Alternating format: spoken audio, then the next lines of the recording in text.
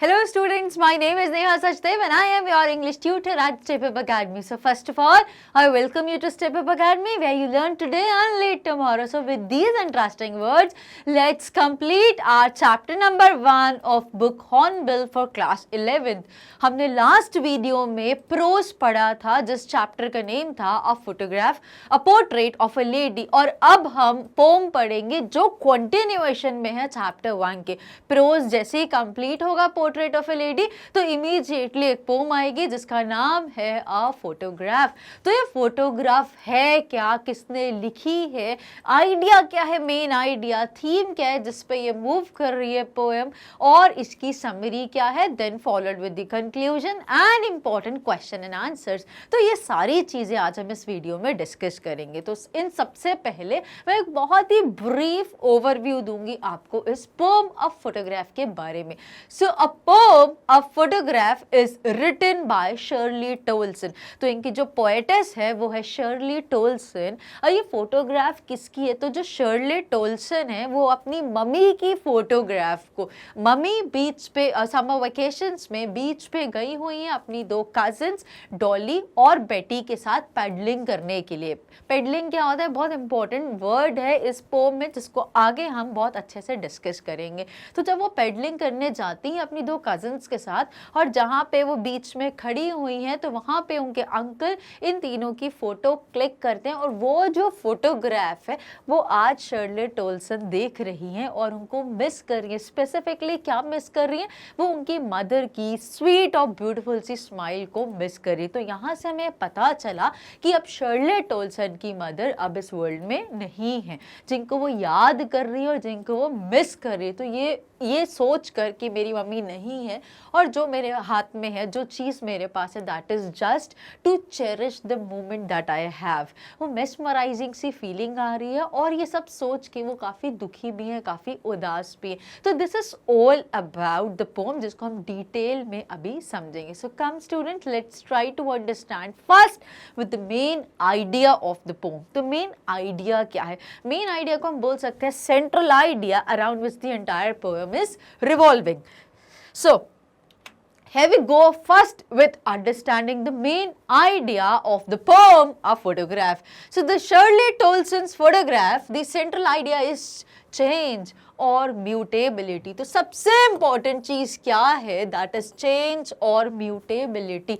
तो ये जो पोम है इसका जो मेन आइडिया है, जो सेंट्रल आइडिया है, दैट इज चेंज. और चेंज एक ऐसा वर्ड है जो हम हमेशा यूज करते हैं बताने के लिए life is all about change accept the change. तो हम ऐसा ही कुछ अभी इस पोम में भी पढ़ेंगे कि लाइफ अब काफी चेंज हो चुकी है बिकॉज शर्ली टोल्सन अपनी मदर की फोटोग्राफ देख रही हैं जब वो 12 साल की थी और अब उनकी डेथ को भी 12 साल हो गए जब वो उनको याद कर रही है. तो वो लाइफ का जो टाइम है, वो जो स्पैन ऑफ टाइम कितनी जल्दी पास हो गया, like it just flu away. तो टाइम बहुत जल्दी चेंज हो रहा है और कैसा भी टाइम हो, बी इट गुड टाइम और be it bad time, time कभी भी सेम नहीं रहता. That is why it's a time, it keeps on changing be it whatever time we get. Now A photograph records the past time. A photograph किसको record करे, वो जो photograph है वो किसकी है, वो बीते हुए समय की है. किसकी, शर्ली टोल्सन जो पोएटेस हैं उनकी मम्मी की, along with her two cousins. Through the photograph, the poet recalls the time of recent past in the present. तो इस फोटोग्राफ के थ्रू शर्ली टोल्सन पोएटेस अपने बीते हुए, अपने recent past को present में याद कर रही हैं. The speaker speaks about the time when her mother has been dead. और स्पीकर उस समय की बात करे जब अभी प्रेजेंट मोमेंट, जब वो याद कर रही है, उस फोटोग्राफ को देख रही हैं, उन चीज़ों को मिस कर रही है. ये वो टाइम है जब उनकी मम्मी की डेथ ऑलरेडी हो चुकी है. Now we go with the next slide जहाँ पे हम समझेंगे थीम क्या है इस पोम की. सो थीम क्या होती है, like this is the line in line with जिसके पोएम जा रही है. So it revolves around the loss क्यों बोला है? लॉस यहाँ पे बता रहा है बिकॉज शर्ले टोल्सन जो पोएटेस है वो अपनी मम्मी को लूज कर चुकी है. Her mother is no more with her. तो वो एक डीप लॉस जो है जिसको रोक भी नहीं सकती, जो उनके कंट्रोल में नहीं था, विच इज़ बियॉन्ड कंट्रोल, वो लॉस. मॉर्टैलिटी, लाइफ बहुत ही मॉर्टल है, लाइक बहुत ही थोड़े समय की है. यू नेवर नो आज जो हमारे साथ हैं वो कल हमारे साथ हो या ना हो. देन सेपरेशन, और सबसे important part, we need to accept that it is all about separation. आज कोई है, किसी का साथ है, कल वो नहीं होगा, we never know. So it is all about, it is revolving around the loss, the mortality nature, and then about the incredible part that is separation. In the poem, poet's mother grows up quickly and misses her youth which is lost now. तो इस poem में क्या बताया है, poet की जो mother हैं, poet की मदर मतलब शर्ले टोल्सन की जो मम्मी है, जो बीच पर पैडलिंग के लिए गई हैं अपनी 2 कजन्स के साथ. So poet's mother grows up quickly, वो बहुत जल्दी बड़ी हो जाती हैं और वो अपने यूथ को मिस करती हैं. मतलब जब वो बड़ी हो गई तो वो याद करती है, देखो देखो मैं भी बीच पे गई थी अपनी 2 कजन्स के साथ, बेटी और डॉली के साथ, और देखो हम कितना इन्जॉय कर रहे थे. तो मेरा जो बचपना है वो उनको कितना मिस कर रही हैं, वो अपने बचपने को, अपनी चाइल्डहुड मेमोरीज को इतना मिस कर रही है बिकॉज वो अब दोबारा यंग नहीं हो सकती, वो उस एज पे नहीं जा सकती, वो उनके साथ जो उनकी 2 कजन्स थी वो दोबारा उनको नहीं ला सकती हैं. तो it is all about missing of her mother's childhood time now and misses her youth which is lost now. On the other hand, after the death of her mother, तो पहले हमने क्या देखा, वो फोटोग्राफ आई जिसमें शर्ले टोल्सन की poetess की mother अपनी 2 कजन्स के साथ बीच पे पेडलिंग करने गई थी, जिसको अंकल ने क्लिक कर लिया था. अब वो जब उस फोटो को काफ़ी सालों बाद देखती हैं, जब वो एज्ड हो गई थी, प्रोबेबली शर्ले टोल्सन भी हो गई थी, तो अब वो उन फोटो को देख के याद करती है कि हम बचपन में कितना एंजॉय करते थे, उनकी कंपनी में हमें कितना मज़ा आया और हम बीच हॉलीडे पे गए थे. नाउ अब जब ऑन द अदर हैंड, अब हम बात करेंगे शर्ली, ये 2 चीज़ें चल रही हैं, समझना difference. On the other hand, after the death of a mother the poet Mrs her laugh. और जब शर्ले टोल्सन की मदर जो अभी अपने बचपन को याद कर रही थी, जब वो इस टाइम आगे आने के बाद जब वो एक्सपायर हो जाती है, जब उनकी डेथ हो जाती है, so the poet misses her laugh. अब पोएट किसको मिस कर लिए? शर्ले टोल्सन बैडली मिस करती हैं अपनी मम्मी की वो स्वीट सी स्माइल को, because her mother is no more with her now and become sorrowful. और ये सोच के वो बहुत ही उदास हो जाती, she is in deep grief. According to her humans are short lived. उनके अकॉर्डिंग, पोएटेस के अकॉर्डिंग, ह्यूमन्स क्या होते हैं? बहुत ही शॉर्ट लिव्ड होते हैं, हमारी बहुत ही छोटी सी लाइफ होती है. And transient. ट्रांजिएंट का मतलब यहाँ पे क्या है कि विच इज एवर चेंजिंग, जो हमेशा बदलते रहते. That is the main idea. Life हमेशा चेंज होती रहती है, हर पल पे चेंज होती रहती है, और बहुत ही छोटी सी लाइफ है, इसीलिए बोलते हैं life is like an ice cream, enjoy before it melts. So literally यही कुछ मैसेज यहाँ पर भी दिया गया. Life is all about short lived and transient nature which change quickly unlike the sea which is immortal. अब इस पोम में कंपेयर किया गया है ट्रांजिएंट नेचर को of humans as compare to sea. तो यहाँ पे क्या एग्जांपल दे रहे हैं? We change quickly. हम ह्यूमंस है, हमारी जो लाइफ है, हम तो बहुत क्विकली चेंज हो जाते हैं. हम बचपन, हमारा चाइल्डहुड फेस आता है, उसके बाद हम ग्रो करते हैं, फिर हम एज्ड हो जाते हैं, हम ओल्ड एज में आ जाते हैं, उसके बाद we pass away one day, और फिर हमारे आने वाली जो जनरेशन है वो हमारी चीज़ों को याद करते हैं, and then the similar things goes on and on. तो बोल रहे हैं कि हम जो ह्यूमंस हैं, we change very quickly with just winking of eyes, unlike which is not similar to the sea which is immortal. तो जो ऑन दी अदर साइड वो बोल रहे हैं, हम बिल्कुल सी के जैसे नहीं हैं जो कि इमॉर्टल रहते हैं. आपने देखा होगा सी की अगर हम बात करें, जो नदियाँ, समुद्र, जो वाटर बॉडीज होती हैं, वो सालों साल तक एक जैसी ही रहती हैं, एक जैसी ही लगती हैं. तो they are something like fixed nature. उनकी इमॉर्टैलिटी के बारे में बता रहे.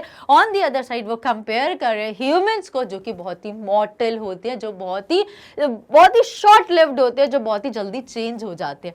दिस ट्रांजिएंट, ये जो चेंज वाली नेचर है, this transient and mortal nature of humans lead towards separation and loss. तो ये जो दो चीज़ें हैं, ये जो ट्रांजिएंट नेचर और जो मॉर्टैलिटी है हम लोगों में, वो क्या लीड करते हैं, जिसकी वजह से, बिकॉज लाइफ मॉर्टल है, क्षण भंगुर है, आज है कल नहीं है, जिसकी वजह से क्या होता है, लॉस होता है। और वो लॉस किसका होता है, लॉस सेपरेशन का होता है, बिकॉज वो इंसान हमारे साथ नहीं होते हैं जिनके साथ एक समय में हमने बहुत एंजॉय करा था या हमने बहुत लड़ा था, वट एवर द केस में भी, बट यहाँ पे केस उल्टा है थोड़ा सा। So this transient and mortal nature of humans lead towards separation and loss. Poet's mother die and now she lives with the memories of her mother. Poet की mother तो अब इस दुनिया में नहीं है, तो अब जो पोएटेस के पास बचा है, that is just the smile of her mother, because अब उनकी मम्मी नहीं है, तो वो क्या देखती हैं, वो उनकी जो फोटोग्राफ है उसमें उनकी जो ब्यूटीफुल सी स्माइल है, वो उसी को देख के उसी को खुश हो जाती हैं। She is unable to express her sorrow. वो इतनी उदास हैं, इतना डीप सॉरो है उनको, इतना डीप ग्रीफ है कि वो अब बता भी नहीं पाती, किसी को समझा भी नहीं सकती हैं। She is unable to express her sorrow, hence she remains silent in the end. और एंड में हम देखेंगे, हम एक वर्ड पढ़ेंगे पोम में, there is silence of silences. तो इतनी शांति कि शांति की भी शांति, लाइक हम बोलते हैं ना, लाइक रेयर ऑफ रेयरेस्ट, तो इतनी ज़्यादा शांति बताने के लिए यूज़ की, वो बिल्कुल चुप हो गई, वो कुछ भी नहीं बोल रही, बिकॉज वो कंप्लेंट तो किसी को कर ही नहीं सकती, दैट्स ऑल लाइफ, राइट। और वो खुश तो हो ही नहीं सकती, उस चीज से बाहर आने की कोशिश करिए, बट कहीं ना कहीं उनको फिर वो चीजें याद आ जाती। She is just silent. Now coming to the next part, that is the beginning of the summary of the poem. तो अब हम क्या करेंगे, हम पोम को सिर्फ आपके एग्जाम पर्सपेक्टिव से हम यहाँ पर समरी लेके आए हैं, जिसमें हम बहुत ही कम से कम वर्ड्स में एग्जैक्ट और कंप्लीट पोम को डिस्कस करेंगे। So the pome is a tribute. तो ट्रिब्यूट क्या होता है, हम किसी को श्रद्धांजलि देते हैं, स्पेशली उस केस में यूज होता है when the person is no more with us. So tribute an act और स्टेटमेंट और gift that is intended to show gratitude, respect, admiration, especially somebody who has died. So the poem is a tribute. ये श्रद्धांजलि है pome, किसको, poet है Shirley टोल्सन अपनी mummy को दे रही हैं। To the poet's mother, she is looking at an old photograph of her mother. तो शर्ली टोल्सन अपनी मम्मी की एक पुरानी फोटोग्राफ को देख रही हैं और उसको याद कर रही है, which has a frame of cardboard. तो ये जो कार्डबोर्ड है plays a very important role। तो जो फोटोग्राफ है वो फ्रेम हुई है एक कार्डबोर्ड में। तो यहाँ पे फोटोग्राफ और कार्डबोर्ड का क्या relation, so please do understand well. इसमें क्वेश्चंस भी बनेंगे और हम इसको आगे डिस्कस भी करेंगे। पोएटिक डिवाइसेस अब हम पढ़ेंगे। The picture has three girls in which the middle one is the oldest and tallest. एक पिक्चर, एक फोटोग्राफ है जो कार्डबोर्ड से फ्रेम हुई है। उस पिक्चर ने कैप्चर करा है तीन लड़कियों को। जो सेंटर में गर्ल है that is the oldest and tallest, सबसे बड़ी वही लग रही है, बाकी तीन दोनों से कंपेयर करें, और वो टॉलेस्ट भी वही है, और वही शर्ली टोल्सन की मदर है। It is her mother when she was 12 years old. तो ये उनकी मम्मी की फोटो है जब वो 12 साल की थी, बीच हॉलीडे में गई थी अपनी दो कजिन्स बेटी और डॉली के साथ। Beside her, और उनकी साइड में, on both sides are her two cousins, और दोनों साइड्स में उनकी दो कजिन्स हैं, बेटी and Dolly, who are holding her hands and are young than her, जो उनका हाथ पकड़ के खड़ी हुई है साथ में, और दोनों उनकी मदर से छोटी हैं। Now they went for paddling on a beach holiday.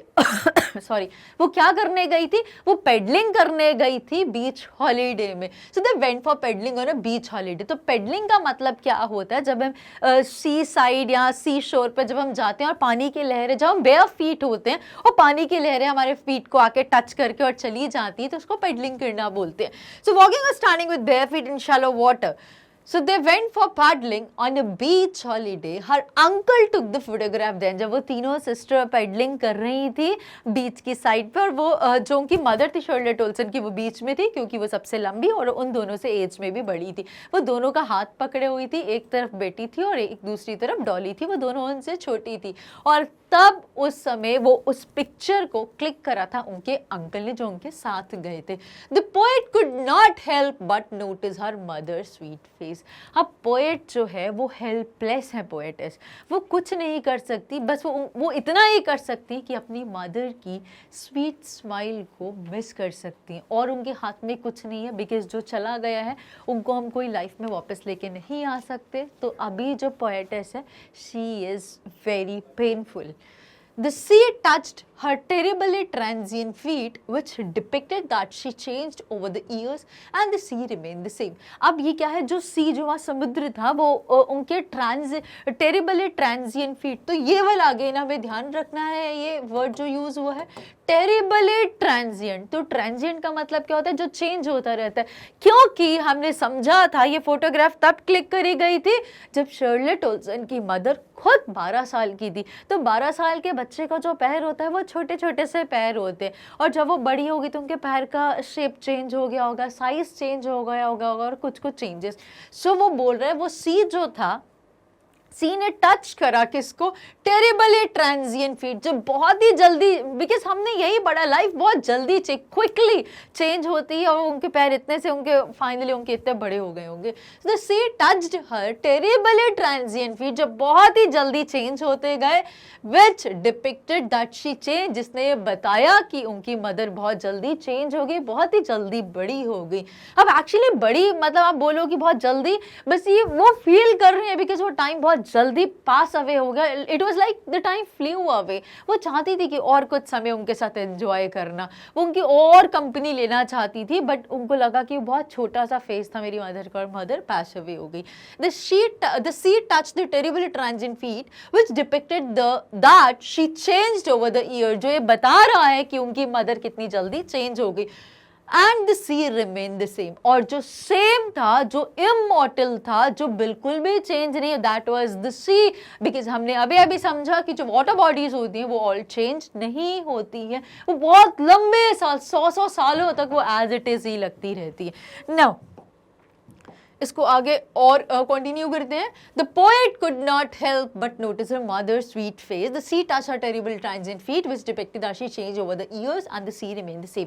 After 20-30 years her mother would laugh at the photograph, और 20 से 30 साल बाद, मतलब अगर आप थोड़ा कैलकुलेशन समझिए, जब वो फोटोग्राफ क्लिक करी गई थी शर्लेट ओल्सन की मदर की, तो शर्लेट ओल्सन की जो मॉम थी, जो मदर थी, उनकी एज क्या थी उस फोटोग्राफ में, 12 इयर्स। तो अब क्या बोल रहे हैं, आफ्टर 20 और 30, तो कुछ 20-30 साल बाद, तो अगर हम 30 माने तो यहाँ पे कितनी हो गई, अब 42 इयर्स की एज होगी जब वो थोड़ी एज्ड हो गई, right. So she would make the poet look at the photograph and tell her now their parents would dress them up for the beach or holiday। अब वो क्या कर रही है, जैसे हम भी ऐसे किया करते थे, she would make the poet look at the photograph। तो अब यहाँ पर जब वो शर्लेट ओल्सन की मदर 42 इयर्स की एज की हो गई है और शर्लेट ओल्सन भी हो गई है, अब वो भी थोड़ी सी बड़ी हो गई है कि चीज़ों को समझ सकती हैं, तो शर्लेट ओल्सन की मदर शर्लेट ओल्सन को फोटो दिखा के बोलती हैं, और वो भी बहुत खुश हो रही हैं, वो भी अपने ओल्ड टाइम को, बीते हुए टाइम को, चाइल्डहुड टाइम को याद करती हैं और मिस करती हैं।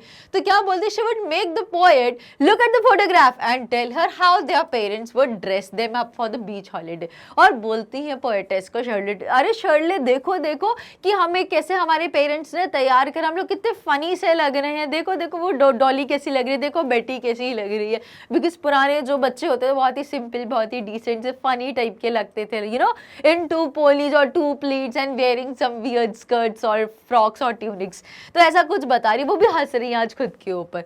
The beach holiday was her mother's favourite past memories. अब यहाँ पे क्या बोला गया, ये जो बीच की हॉलीडे थी वो उनकी मदर की पास्ट मेमोरी थी, फेवरेट पास्ट मेमोरी थी कि वो जो बीते हुए समय में अगर उनको कुछ बहुत चेरिश करती थी या जिसको बहुत मिस करती थी तो वो उनका वो चाइल्डहुड का बीच हॉलीडे का टाइम था, स्पेसिफिकली वो फोटोग्राफ थी जिसको बहुत मिस करती है। While her laugh was the poet's favorite memory, और पोएट मतलब शर्ली टोल्सन की फेवरेट मेमोरी। अब प्रेजेंट के टाइम में अगर हम ये पास्ट की बात थी बिकॉज अब मदर एक्सपायर हो गई हैं, और अगर मैं पोएट की बात करूँ शर्ली टोल्सन का फेवरेट क्या चीज़ थी, फेवरेट पास्ट की मेमोरी क्या थी, वो sweet smile of her mother. Both of them lost something which they cherished a lot. दोनों ने कुछ ना कुछ खोया। तो पोएट की मदर ने क्या खोया, उनका बचपना, वो बचपन की यादें, वो बचपन की अपनी कजिन्स और वो क्वालिटी टाइम स्पेंड करना। और उनकी बेटी दैट इज शर्ली टोल्सन ने क्या खोया, तो उन्होंने सबसे इम्पॉर्टेंट तो अपनी मदर को मिस करा। दूसरा, वो जब भी फोटोग्राफ को देखती थी तो उनको अपनी मदर की वो स्वीट स्माइल हमेशा याद आती थी। तो उनकी मदर पोएटेस ने अपनी मम्मी को मिस करा और मम्मी ने अपनी बचपन की यादों को मिस करा। So both of them lost something which they cherished a lot and yet can not live that moment again. जिसको बहुत चेरिश करा बट उस मोमेंट को they can not live it again because वो बीते हुए समय में कभी कोई जा ही नहीं सकता। Now those sweet moments were memories now. अब वो जो उस समय की वो जो अच्छी यादें थी वो अब सिर्फ मेमोरीज बन के वो याद रहेंगी या सिर्फ मेमोरी बन के अब हमारे साथ चलेंगी। Now the poet's mother had been dead for the past 12 years. और जब ये बात हो रही है प्रेजेंट के टाइम, जब पोएटेस अपनी चीज़ें बता रही हैं तो उनकी मदर को, शर्ली टोल्सन की मदर को डाई हुए भी 12 इयर्स कंप्लीट हो गए हैं, 12 साल हो गए हैं कि पोएट की मदर पास अवे हो गई हैं, which is the same number as of her age when the photograph was taken back then. और ये वही 12 साल, ये कुछ राइम करता है, कुछ सिमिलर बताता है। 12 साल कौन से हैं, जब हमने प्रीवियस स्लाइड में देखा था कि शर्ली टोल्सन की मदर की जब बीच पे उनके अंकल ने फोटोग्राफ क्लिक करी थी तो उस समय शर्ली टोल्सन की मदर की एज क्या थी, 12 इयर्स। और अब उनकी डेथ को भी 12 इयर्स हो चुके हैं जब शर्ली टोल्सन अपनी मदर की स्वीट स्माइल को फोटोग्राफ में देख के मिस करती है और चेरिश कर रही है। Now, she cannot express the grief that she has from her mother's absence. अब वो बिल्कुल बता नहीं पा रही है इस चीज़ को कि अपनी मम्मी की एब्सेंस की वजह से या बिकॉज उनकी mother is no more in the world, तो वो कितनी उदास है इस चीज़ के लिए। She is unable to express her thoughts on the same, और वो बहुत ही साइलेंट है। नाउ अब हम बात करेंगे पोम से रिलेटेड कुछ पोएटिक डिवाइसेस की। तो पोम में all together 4 majorly literary devices या poetic devices, one of the same thing. तो 4 जो पोएटिक डिवाइसेस यूज करें उनके बारे में हम डिस्कस करेंगे कि वो पोएटिक डिवाइसेस होते क्या हैं, और फिर हम देखेंगे कि ये वाले वर्ड्स थे या ये एग्जाम्पल्स थे जो पोम में यूज किए गए थे। तो सबसे पहला जो लिस्ट में आता है poetic device that is allusion.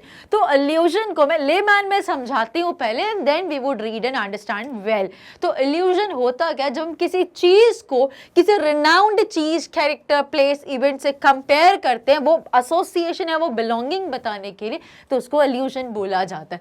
So an allusion is a reference to a well-known person, character, place or an event that a writer makes to deepen the reader's understanding of their work by creating an association between the work and the reference. तो hope समझ में आया होगा ऐसा क्यों करते हैं। जब ऑथर्स होते हैं उनको कोई चीज़ पे एम्फसाइज करना हो तो जो कोई वेल नोन चीज़ होती है, चाहे वो पर्सन हो, वो इवेंट हो, वो प्लेस हो, वो कैरेक्टर हो, कोई भी चीज़ हो, तो उससे उस चीज़ को एसोसिएट कर देते हैं, रेफर करने के लिए। वो चीज भी लाइक बहुत बड़ी सी है, बोल्ड डोमिनेटिंग बताने के लिए। An example of illusion in this poem is cardboard. तो मैंने आपको जब मैं समरी बता रही थी तब भी मैंने बोला था कि कार्डबोर्ड को ध्यान रखना, क्यों?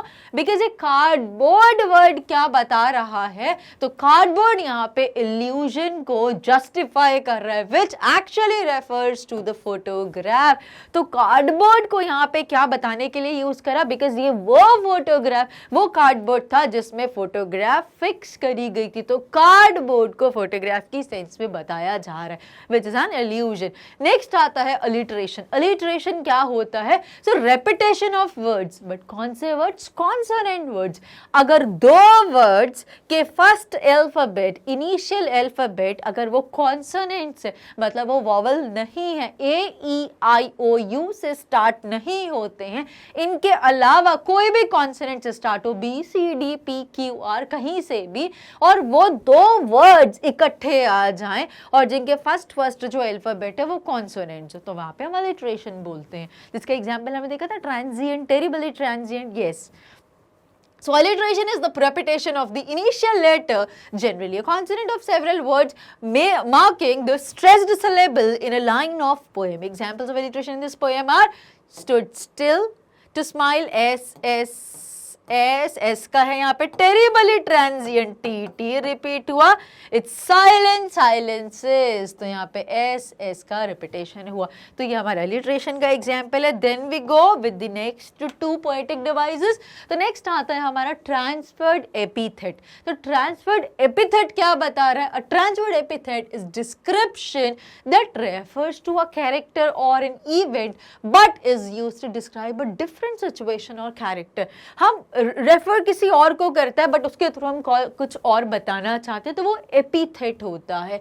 सो ट्रांजिएंट फीट। अब फीट कैसे हैं? ट्रांजिएंट। फीट मतलब बहुत जल्दी चेंज होने वाले हैं, तो ये एक एग्जाम्पल है ट्रांसफर्ड एपिथेट का, बिकॉज हमने ये जो यूज करा, हम बताना कुछ और चाह रहे थे लेकिन हम क्या बता रहे हैं कि ट्रांजिएंट की हेल्प से हम फीट को बता रहे हैं कि फीट जो थे आज उनके छोटे हैं और बहुत जल्दी उनके फीट चेंज हो गए, तो चेंज बताने के लिए, टेम्परेरी बताने के लिए यूज किया गया। It refers to human feet but it is used to describe the lack of permanence of human's life। तो ये जो फीट यहाँ पे ये फीट पे एम्फसाइज नहीं कर रहा है, ये फीट के एग्जाम्पल से ये बताना चाह रहा है, मतलब लिया तो यही एग्जाम्पल बट इसकी हेल्प से कुछ और मीनिंग कन्वे करना चाह रहा है। दैट इज ट्रांसफर्ड एपिथेट, कि इस पोएटिक डिवाइस से वो फीट पे एम्फसाइज नहीं कर रहा कि आज उनके फीट छोटे हैं कल बड़े हो जाएंगे। It is all about the temporariness, the mortality of life, the change of life, बहुत ही शॉर्ट लिव्ड लाइफ है, ये वो बताने के लिए यूज किया जा रहा है। Last is oxymoron. तो ऑक्सीमोरोन क्या होता है? ऑपोजिट वर्ड्स यूज्ड टुगेदर, उसको ऑक्सीमोरोन बोलते हैं। So in this literary device there are two opposite ideas that are joined to create an effect. Laboured ease.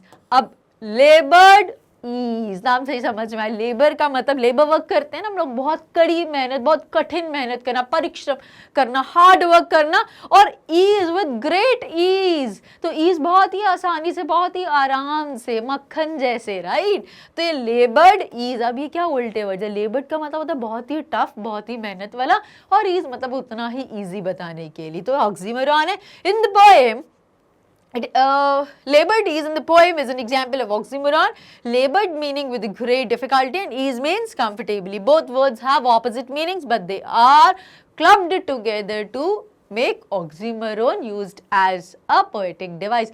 Now with this we end with the poetic devices used in the poem, and let's immediately glance with the important we are left with one more, that is personification. So personification क्या होता है? जब हम किसी चीज को human reference देते हैं but actual वो human reference वाली चीज नहीं होती है। मैं एक एग्जाम्पल दूं, मैं पेन को बोलूं यार इस पेन ने मेरे साथ ऐसे किया, बट क्या पेन वो कर सकते? तो नॉन लिविंग थिंग है। So it is all about the feelings. So personification, it is an attribution of a personal qualities, especially representation of a thing or abstraction as a person or by the human form. A divinity of imaginary being representing a thing और abstraction. The example is it's silence silences. तो क्या बताए, the situation has been given the human quality of silence. अब silence silences तो क्या बता रहे, silence में भी silences थी, but actually जो silence थी वो तो human create करते, तो हमने silence को human quality बताई कि हमने बोला कि वो silence भी silence थी. So this is personification. So now we end with the poetic device and moving next with discussion of the conclusion of the poem. तो poem का conclusion क्या है, ये पूरा पढ़ने के बाद हम क्या conclude कर सकते हैं. So in a photograph, the poetess wants to say that death is unavoidable. To embrace your life. So embrace your life. तो जो death है, that is the that part of life जिसको हम बिल्कुल अलग नहीं कर सकते हैं, वो तो for sure है. इसीलिए embrace your life. लाइफ को enjoy करो, लाइफ को cherish करो, enjoy every moment to the fullest. This is what the conclusion, and this is personally what I would like to request you everyone to enjoy your life to the fullest. Now we go with discussion of the important question and answers of the poem.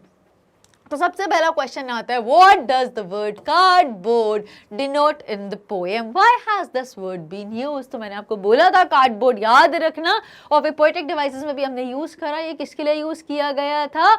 Allusion के लिए. Very correct. So let's try to understand with the answer. The word cardboard denotes the photograph pasted on a hard thick paper. Cardboard जिसको हम गत्ते का बोलते हैं, थोड़ा hard होता है, टफ होता है, जिसपे फोटोग्राफ को फिक्स किया था. बिकॉज ये पुराना टाइम बता रहा है जब वहाँ पे आजकल जो फोटो फ्रेम्स होते हैं वो कोई कार्डबोर्ड यूज़ नहीं करता. आजकल मेटल के फ्रेम्स होते हैं या ग्लास फ्रेम्स होते हैं. सो वो बहुत पुराना टाइम बताने के लिए यूज़ किया जा रहा है कि जब मेटल फ्रेम्स यूज़ नहीं होते थे या ग्लास फ्रेम्स यूज़ नहीं होते थे, तो वो टाइम जब कार्डबोर्ड यूज़ किया जाता था फोटोग्राफ को डिपिक्ट करने के लिए. So this word has been used to refer to a practice in the past when photographs were pasted on cardboard and frame with glass front to preserve them. और ऊपर से ग्लास लगा देते थे ताकि फोटोग्राफ को लंबे समय तक कुछ खराबी ना हो, मॉइस्चर की वजह से उसका क्वालिटी खराब ना हो या कोई डर्ट और डस्ट ना आए उसमें. So this is all about the question 1. Now head towards question 2 immediately. What has not changed over the year? Does this suggest something to you? क्या इतने सालों बाद भी क्या ऐसी कोई चीज थी जो चेंज नहीं हुई है? तो हम सोचिए जल्दी से, क्या था? हमने तो यही पढ़ा पूरा, चेंज, म्यूटेबिलिटी, इसके बारे में पढ़ा, बट कुछ तो था जो चेंज नहीं हुआ. So what was that? Yes, it was about the sea. Because हम सी को कंपेयर कर रहे थे जब हमने बात करी थी टेरिबली ट्रांजिएंट फी, और जो वाटर, जो सी वाटर जो टच कर रहा था, तो हमने सी के लिए क्या यूज करा था? That is something which always change. So the sea has not change over the years. It's waves are as fresh, shining and tireless as they were years ago. तो जो पानी आता है वो रनिंग वाटर है, वो आज आया, वो कल कोई ढूंढ नहीं पाएगा, वो फ्लो करके कहीं और चला जाएगा, फिर किसी बैक शोर से नया पानी आएगा. So it keeps on flowing, नया पानी आता रहता. सो दिस इज लाइक, ये क्या बता रहा है कि ये चेंज नहीं हुआ, it is as it is. जो इतने साल पहले था जब पोएटेस की मदर वहां पर गई थी, आज भी अगर वो जाए, 42 ईयर्स की थी जब वो अपनी बेटी को बता रही थी, और उनकी डेथ को भी अब 12 साल हो चुके, अगर आज भी शर्ली टोल्सन वहां पे जाए तो सेम वही सिचुएशन विटनेस करेंगी जो शर्ली टोल्सन की मदर ने करी थी. So sea has not changed over the years. Its waves are as fresh, shining and tireless as they were years ago. The changelessness of sea reminds us of the changes in human face with advancing age. और ये जो changeless है, ये हमें remind कराता है कि on the contrary जो ह्यूमन है, हम लोग बहुत जल्दी चेंज होते हैं, irrespective of whatever aspect they taught. Age की बात करो या फिर लुक्स की बात करो या थॉट्स, फीलिंग्स, इमोशंस, हर चीज में हम लोग चेंज होते रहते हैं. So this was all about the second question. Heading towards the third, what is the meaning of the line both rhyme with the labored ease of loss? जब आप ये पढ़ोगे तो आपको लास्ट स्ट्रैंजा में ये लाइन मिलेगी पढ़ने को, which is very important. Both rhyme with the labored ease of loss. तो दोनों को एक दुख था, both were in a deep sorrow. तो मदर का जो sorrow था, missing of her childhood memories, कि वो बीते हुए समय में जा नहीं सकती, वो enjoy नहीं कर सकती. और poetess का जो grief का reason था, क्योंकि मदर ही नहीं है और वो सिर्फ उनकी sweet smile से खुश होती हैं. So यही चीज पूछी गई है इस question. The sea holiday and the laughter of the poet's mother are incidents of the past. Sea holiday किसका था? ये मदर का था. और जो laughter था, ये किसका था? पोएट की मदर का था. So there's a scene of loss associated with them. इस सिचुएशन को, इस मोमेंट को शर्लेट ओल्सन की मदर वापस नहीं ला सकती थी, कुछ भी हो जाए, बिकॉज अब वो थोड़ी एज्ड हो गई थी. और जो laughter of the poet's mother था, वो भी उसको वापस नहीं ला सकती, बिकॉज अब मदर इस वर्ल्ड में नहीं है. So there is a scene of loss associated with them. Both are amusing yet disappointing. बहुत ही अम्यूजिंग है दोनों अपने आप में incidents, situations, memories, but disappointing as a state of feeling comfortable और रिलैक्स्ड इज अननेचुरल और forced one. This sense of loss is quite painful to bear. ये ऐसे सेंस ऑफ लॉस हैं जो कि लाइक क्वाइट पेनफुल, काफ़ी दर्द हैं, मतलब काफ़ी पेनफुल हैं अगर हम इनको बियर करें. तो ऐसे लॉस हैं, ऐसे पेन हैं जिनको अगर हमें हील करना है, so it might take decades to overcome. So heading with the last question of the poem, the 3 stanzas, जो poem में 3 stanzas दिए गए हैं, they depict 3 different phases. So name them. What are the 3 phases? 3 phases में poem को describe किया गया, तो वो 3 फेजेस क्या बताती हैं. द गर्लहुड, सबसे पहला फेज क्या था? जब शर्लेट ओल्सन की मदर 12 साल की थी और वो बीच हॉलीडे में गई थी. तो girlhood of the poet's mother, the period before the birth of the poet. अभी इसमें शर्लेट ओल्सन का बर्थ नहीं हुआ था, क्योंकि शर्लेट ओल्सन की मदर खुद ही 12 साल की थी और बीच हॉलीडे गई थी एंजॉय करने अपनी कजिन्स के साथ. फिर दूसरा फेज कब आता है? 42 ईयर्स के, जब वो मिस करती, जब वो लॉस करती है कोई चीज़ को. So middle age, the period during the childhood of the poet. और ये फेज कौन सा है? जब पोएट की मदर 42 की हो गई है, अब उनके पास कोई चीज़ है जो वो मिस कर रही है, जो वो लूज कर चुकी है, और यहाँ पर क्या हो गया है? शर्लेट ओल्सन का बर्थ हो गया. तो ये second phase of the poem है. थर्ड में क्या होता है? वो भी रो रही है और ये भी रो रही है, बिकॉज वो तो है ही नहीं, और ये भी इनको जो चाहिए था वो भी नहीं है. So period after the death of the poet's mother. अब जो थर्ड फेज है, ये कौन सा पीरियड है? जब शर्लेट ओल्सन की मदर की डेथ हो गई है और अब वो अकेली हैं. So these are the 3 phases, 3 turning points of the poem a photograph. So with this we end with the poem a photograph. Now if you like the video, please do like, share and subscribe. But before leaving, please do visit our official website by the name www.stepupacademy.ind.in for further inquiry or for any question related to any of the subjects or for any of the boards. Thank you very much for viewing the channel.